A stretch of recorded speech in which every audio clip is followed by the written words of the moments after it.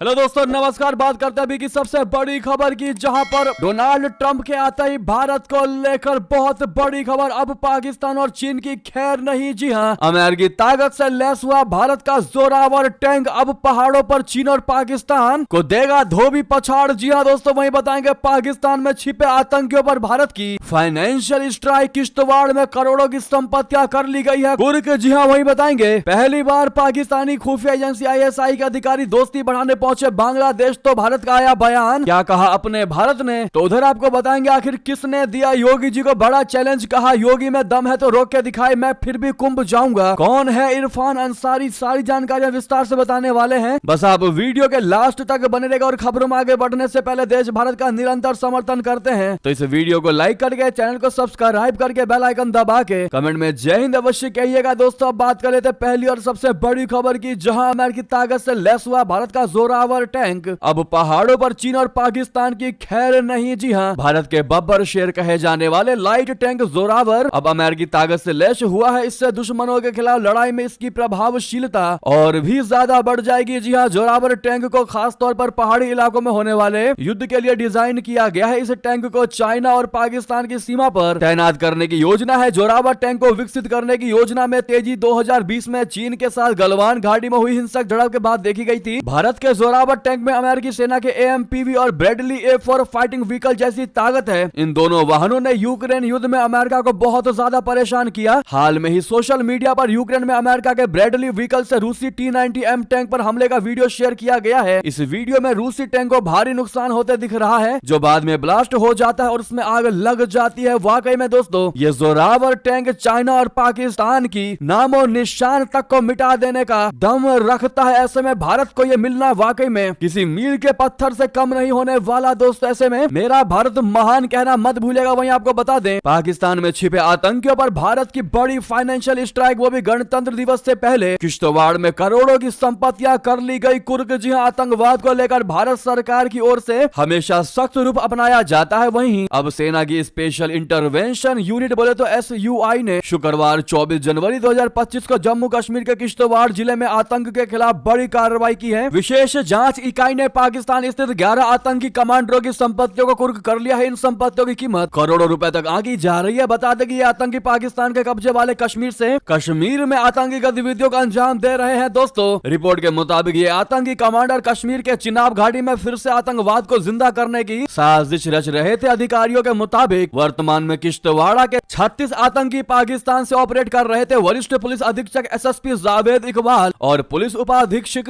DSP Vishal Sharma ने आतंक के खिलाफ इस बड़ी साजिश को लेकर कार्रवाई को नेतृत्व किया है। अगली खबर आपको बता दें, जहां पर पहली बार भारत का आया बयान। जी हां, पाकिस्तानी खुफिया एजेंसी ISI के अधिकारी दोस्ती बढ़ाने पहुंचे बांग्लादेश, तो भारत ने दिया पहला जवाब। दरअसल गत 5 अगस्त 2024 को बांग्लादेश की पूर्व प्रधानमंत्री शेख हसीना के अब दस्त होने के बाद सही दोनों देशों के रिश्तों में भारी तनाव पैदा हो गया है, भारत और बांग्लादेश में। अब इस दौरान बांग्लादेश ने पाकिस्तान और चीन की तरफ दोस्ती का हाथ आगे बढ़ा दिया है। लगातार अपना भारत अब इस बांग्लादेश मोहम्मद यूनुस की गवर्नमेंट पर पैनी नजर गड़ाए बैठी है। पाकिस्तान और बांग्लादेश के बीच होने वाली हर डील को लेकर भारत नजर बनाए हुए है। बांग्लादेश और पाकिस्तान के सेना अधिकारियों के बीच बढ़ते संबंधों की पृष्ठभूमि में भारत ने शुक्रवार को कहा कि वो राष्ट्रीय सुरक्षा पर असर डालने वाले पड़ोस के घटनाक्रमों पर कड़ी नजर रखता है और जरूरत पड़ने पर उचित कार्रवाई करता है। आप कह सकते हैं दोस्तों कि चिकन नेक कॉरिडोर को लेकर बहुत बड़ी साजिश रच रहा है। बांग्लादेश और पाकिस्तान दोनों मिलकर भारत को घेरने की कोशिश में लगे हुए हैं। अभी तो एक तरफ पाकिस्तान, दूसरी तरफ चाइना था। अब दोस्तों तीसरा देश बांग्लादेश भी भारत का दुश्मन बन चुका है। हालांकि अभी खुलकर सामने नहीं आया, लेकिन पिक्चर खाने बिहाइंड द सीन वो पाकिस्तान और चाइना का भरपूर समर्थन दे रहा है और यही कारण है कि भारत को मजबूरन बांग्लादेश पर कड़ी नजर रखनी पड़ रही है। जी हां, तो उधर आपको बता दें, भारत बांग्लादेश बॉर्डर पर 1.4 करोड़ की नशीली दवाई भी जब्त कर ली गई है। BSF के ऑपरेशन में तस्करी का हुआ है बड़ा खुलासा। दोस्तों पश्चिम बंगाल के भारत बांग्लादेश अंतरराष्ट्रीय सीमा पर नदियां जिले के किशनगंज थाना अंतर्गत मझड़िया कस्बे के नघाटा इलाके में सीमा सुरक्षा बलों दक्षिण बंगाल फ्रंटियर की 32 बटालियन ने नशीली पदार्थ की तस्करी पर बहुत बड़ा प्रहार किया है। नशीले पदार्थ के खिलाफ बटालियन की तरफ से एक बड़ा अभियान चलाया गया। इस अभियान में इस कैंपेन में 3 भूमिगत भंडारण टैंक से 62,200 बोतल फेंजेडिल की बड़ी खेप बरामद की गई है। इन टैंकरों में रखी गई बोतलों को लेकर अनुमान लगाया गया है कि इसकी कीमत 1 करोड़ से ज्यादा की है, यानी इन बोतलों की कीमत लगभग 1,40,58,400 444 है। फैंसी डील की इतनी बड़ी खेप की बरामदगी को क्षेत्र में तस्करी के प्रयासों पर बड़ा प्रहार के रूप में देखा जा रहा है। दोस्तों वहीं आपको बता दें, इंडोनेशिया के राष्ट्रपति ने याद दिलाया भारत का एहसान। पीएम मोदी सुनते रहे चुपचाप। जी हाँ, चेहरे पर प्रसन्नता, लफ्जों में भावुकता और भारत के प्रति सम्मान। जी हाँ, 26 जनवरी यानी कल से पहले इंडोनेशिया के राष्ट्रपति प्रबोवो सुबियांतो ने पीएम मोदी के साथ नई दिल्ली में प्रेस कॉन्फ्रेंस की। कॉन्फ्रेंस में बोलते हुए इंडोनेशियाई राष्ट्रपति ने भारत के पहले गणतंत्र दिवस को भी याद किया और कहा कि इंडोनेशिया गणराज्य का दूतावास भारत सरकार द्वारा दान की गई भूमि पर है। प्रबोवो गणतंत्र दिवस पर मुख्य अतिथि होंगे। देश की आजादी के बाद पहले गणतंत्र दिवस पर मुख्य अतिथि इंडोनेशिया के राष्ट्रपति सुकर्नो थे। उन्होंने कहा कि इंडोनेशिया की आजादी के संघर्ष के लिए भारत ने मजबूती के साथ उनके देश का साथ दिया था। इस दौरान भारत ने मेडिकल आर्थिक सपोर्ट भी किया। दोनों देशों में एक मजबूत दोस्ती है। इसके लिए उन्होंने भारत का एहसान भी जताया और कहा कि मैं भारत की खुशहाली और सफलता के लिए प्रार्थना करता हूं। साथ ही ये बताया है कि पहली बार इंडोनेशिया की सैन्य टुकड़ी ने देश से बाहर परेड में हिस्सा लिया है। जी हां, इससे पहले उन्होंने कहा कि मैं भारत की अपनी पहली राजकीय यात्रा में मुझे दिए गए सारे सम्मान के लिए अपनी सर्वोच्च कृतज्ञता दोहराना चाहता हूं। आज राष्ट्रपति ने मेरा बहुत सम्मान के साथ स्वागत किया। प्रधानमंत्री मोदी और उनकी सरकार तथा मेरे और मेरी सरकार के बीच बहुत गहन और बेहद स्पष्ट चर्चाएं हुई। हमने साझा हित के कई प्रमुख क्षेत्रों पर चर्चा की। हम आर्थिक क्षेत्र में सहयोग के स्तर को बढ़ाना चाहते हैं। मैंने अपनी टीम को विनियमन को तेज करने, नौकरशाही को कम करने और भारत इंडोनेशिया के साझा द्विपक्षीय हितों को सबसे आगे रखने के निर्देश दिए हैं। दोस्तों ऐसे में आप सभी से रिक्वेस्ट है, इस गणतंत्र दिवस के उपलक्ष्य पर जिस प्रकार से इंडोनेशियाई राष्ट्रपति को स्पेशल गेस्ट बुलाया गया है, ऐसे में मोस्ट वेलकम टू इंडिया कहना बिल्कुल मत भूलिएगा दोस्तों, अतिथि देवो के तर्ज पर। और आप सभी को एडवांस में हैप्पी रिपब्लिक डे। क्या आप लोग बता सकते हैं दोस्तों कि 26 जनवरी को ही गणतंत्र दिवस क्यों मनाया जाता है? क्या आप सटीक जवाब दे सकते हैं? बताइएगा जरूर कमेंट में। देखते हैं कौन बिल्कुल सही जवाब देता है। हमें भरोसा है कि आप सभी एकदम परफेक्ट जवाब देंगे। साथ ही साथ आपको एक स्पेशल बात बता दें कि रिपब्लिक डे के मौके पर माइनस टेम्परेचर में तिरंगा फहराते हैं एलओसी पर जवान। सुरक्षा ऐसी होती है कि परिंदा भी नहीं मार सकता। पर जी हाँ, गणतंत्र दिवस की देश भर में तैयारियां चल रही है। एलओसी पर भी जवान चौकन्ने हो गए हैं। कंट्रोल लाइन पर सेना के शिविरों को इतना आत्मनिर्भर बनाया गया है कि इससे न केवल आतंकवादी गतिविधियों और घुसपैठ को शून्य कर दिया गया है, बल्कि सेना के लिए आतंकवाद विरोधी अभियान भी आसान हो गया है। ये जवान काफी मुस्तैद होकर सरहद पर रखवाली करते हैं। आपको बता दें दोस्तों, पहले भारी बर्फबारी के कारण चौकियां पूरी तरह से कट जाती थी, लेकिन स्नो कटर और सभी इलाकों में चलने वाले वाहनों की मदद से वे चौकियां अब पूरे साल सुलभ रहती हैं। सुरक्षा बलों खासकर भारतीय सेना ने पिछले कुछ सालों में बहुत बड़ा बदलाव देखा है। इसका मकसद एलओसी पर स्थित हर सेना शिविर को आत्मनिर्भर बनाना है। मोदी सरकार ने वाकई में दोस्तों देश के हित में जो कार्य किए हैं वो मैक्सिमम कार्य आप कह सकते हैं। देश को सुदृढ़ और देश को मजबूत बनाने के लिए डिफेंस पर सबसे ज्यादा कार्य किया गया है। ये बात तो माननी पड़ेगी। आपकी क्या है इस पर राय, अवश्य बताइएगा। तो उधर आपको बता दे, पहली बार चीनी और अमेरिकी विदेश मंत्री में बहुत बड़ा तूतू और मैं देखने को मिला है। गुस्से में लाल ड्रैगन ने कह दिया कायदे में रहो। जी हाँ, चीन के विदेश मंत्री वांग ही ने शुक्रवार को अमेरिका के नए विदेश मंत्री मार्को रूबियो से फोन पर बात की और एक वाक्य कह दिया जिसका मोटे तौर पर मतलब होता है कायदे में रहो, जो कि एक बहुत बड़ी बात है अमेरिका के लिए। समाचार एजेंसी एपी ने चीनी विदेश मंत्रालय के बयान के हवाले से बताया है कि वांग ही ने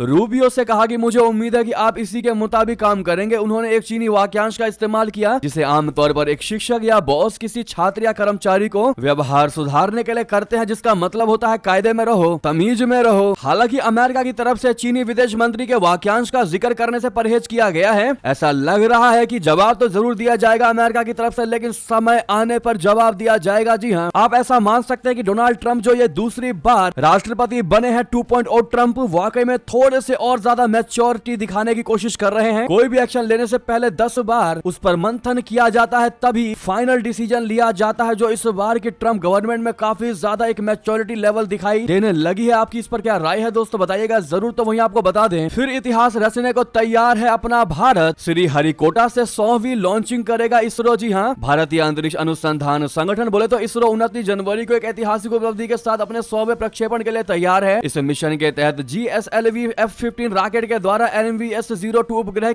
को श्री हरिकोटा के सतीश धवन अंतरिक्ष केंद्र से लॉन्च किया जाएगा। यह प्रक्षेपण भारत के स्वदेशी नेविगेशन सिस्टम नेविक को एक और मजबूत क्षमता प्रदान करेगा। उधर आपको बता दें, जिस पाकिस्तान की मदद के लिए आगे आया था चाइना, अब कोर्ट में उसी के खिलाफ की है अपील। जी हाँ, चीन के जिगरी कहे जाने वाले पाकिस्तान में चीनी कारोबारियों ने बड़ी तादाद में निवेश किया है, लेकिन पाकिस्तान में चीनी कारोबारियों से पाकिस्तान के प्रमुख शहरों में से एक कराची में रिश्वत मांगी जा रही है। कराची में 6 चीनी निवेशकों ने पुलिस के खिलाफ उत्पीड़न और जबरन वसूली का आरोप लगाते हुए सिंध उच्च न्यायालय में याचिका दायर की है। चीनी निवेशकों ने पुलिस की रिश्वतखोरी की संस्कृति पर निराशा व्यक्त की है। उन्होंने कहा कि अगर यही हाल रहा तो वो वापस अपने देश लौट जाएंगे और फिर लाहौर में ही अपना ध्यान केंद्रित करेंगे। चीनी निवेशकों ने सिंध हाईकोर्ट से इस मामले में दखल देने का अनुरोध किया है। पाकिस्तान की जियो न्यूज की रिपोर्ट के मुताबिक चीनी निवेशकों ने कहा कि एयरपोर्ट से लेकर घर तक पुलिस बार बार रिश्वत मांग रही है। उन्होंने ये भी कहा कि उन्हें आजादी से घूमने और व्यावसायिक बैठकें करने से भी रोका जा रहा है। चीनी निवेशकों की अपील पर सिंध हाईकोर्ट ने आईजी पुलिस को नोटिस जारी करके 4 हफ्तों में जवाब मांगा है। वहीं बता दें, पाकिस्तानी एक्सपर्ट ने भारत से जलते हुए भारत को चेतावनी दी। कहा कि दिल्ली को भारी पड़ेगी 2 नावों की सवारी। कहा हमारी तरह हो सकता है तुम्हारे साथ भी धोखा। दरअसल किस मुद्दे पर यह चेताया है बता दें, भारत ने ईरान और रशिया से अपने संबंध बनाए रखे हैं तो इन देशों के प्रतिद्वंदी अमेरिका से भी रिश्ते रखे हुए हैं, लेकिन आने वाले समय में यह संतुलन मुश्किल हो जाएगा। विदेश मामलों की जानकार शाजिया अनवर चीमा का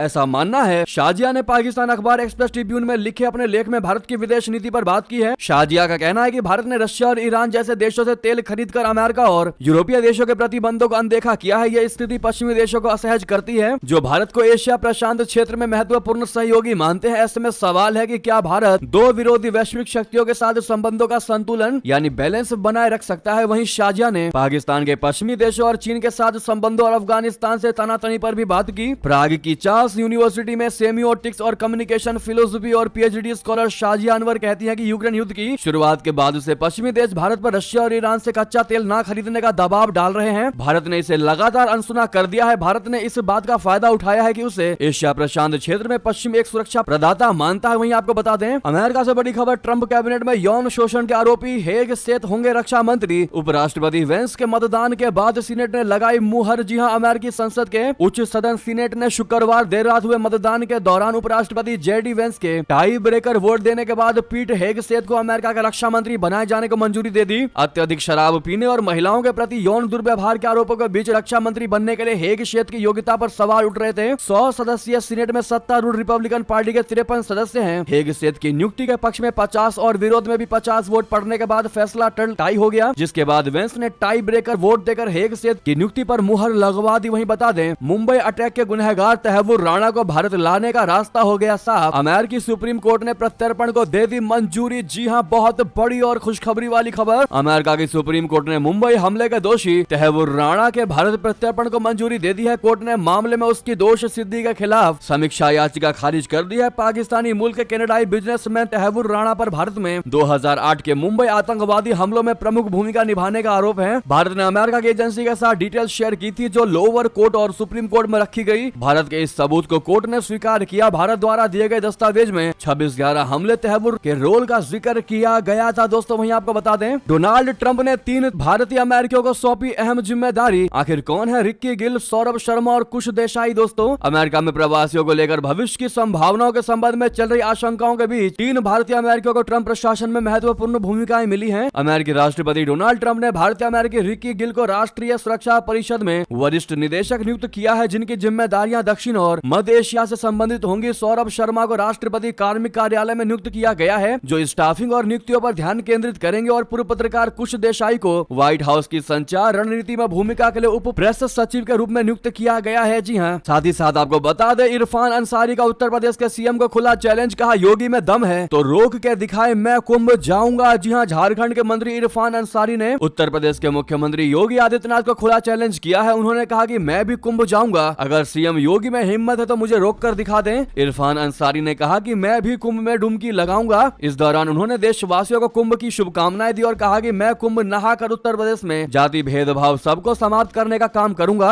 स्वास्थ्य मंत्री ने कहा कि कांग्रेस का काम है सुशासन लाना और भेदभाव समाप्त करना। जी हां, हेमंत सरकार में हेल्थ मिनिस्टर इरफान अंसारी जामताड़ा में आयोजित एक कार्यक्रम में शामिल होने पहुंचे थे। इस दौरान उन्होंने मीडिया से बातचीत करते हुए इस दौरान मंत्री ने उत्तर प्रदेश के सीएम योगी आदित्यनाथ को खुला चैलेंज दे दिया। उन्होंने कहा कि उत्तर प्रदेश के योगी को बोल दो कि इरफान अंसारी आ रहा है, अगर हिम्मत है तो इरफान को रोक कर दिखा दे। ऐसे में दोस्तों, महाकुंभ जैसा मेला जहां जो हिंदू के सेंटिमेंट से जुड़े हुए हैं, हिंदू के धर्म से जुड़े हुए हैं, अब ऐसे में योगी जी को ये चैलेंज देना क्या कहीं इरफान अंसारी को भारी ना पड़ जाए? क्या कहते हैं आप लोग? दोस्तों, अपनी राय देना मत भूलिएगा। क्या ये चेतावनी इरफान की गले की फांस तो नहीं बन जाएगी? जो भी आपकी राय हो बताना बिल्कुल मत भूलिएगा। साथ ही साथ ये थी अभी की सारी बड़ी खबरें। आपको खबर कैसी लगी कमेंट में बताते हुए इस वीडियो को लाइक करके चैनल को सब्सक्राइब करके बेल आइकन दबा के जय हिंद कहते हुए इस वीडियो को दोस्तों में, भाइयों में, साथियों में, रिश्तेदारों में शेयर अवश्य कर दीजिएगा। मिलता अगली बड़ी खबर में। यहाँ तक बने रहने के लिए आप आप सभी का बहुत बहुत धन्यवाद। जय हिंद, जय भारत।